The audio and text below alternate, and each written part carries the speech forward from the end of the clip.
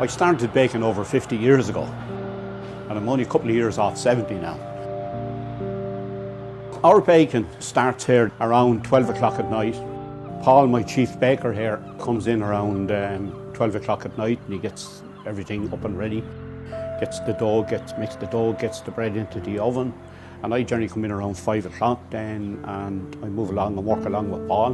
We make quite a few products, like, you know, we've batch bread, we've milk pans, we have slimmers up there, we have our bloomers rolls, corn cake. We're artisans here.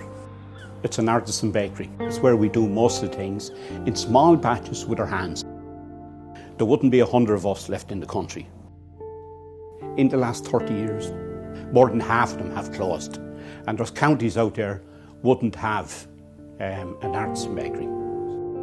If you go into any of the major supermarkets now, you have these lovely so-called bakeries, but most of it is frozen. It's coming in from all over the world, and it goes into the freezers. And it's taken out of the freezers and it's flashed in the oven for maybe 5 minutes, and it's put out, and this is continuously happening all day long. So the next time you're in your local supermarket, ask to see the bakers, and there is none. We're getting to the stage where 80%, 90% of the bread people eat every day is coming out of factories. Most of what comes out of the factories is packaged. Our bread is very crispy bread. It's like, you hear that? You won't get that coming out of a factory. And directly behind you, if you want to pass me one of them, that's similar in looks to a factory sliced pan. But listen to that. Listen to the crust on that. And of course, there's a huge difference in the flavour. This is our traditional buttermilk soda bread. This is what I got a lot of training in Mr. Tom Crotty's bakery in Carlow. He would break it open, like so.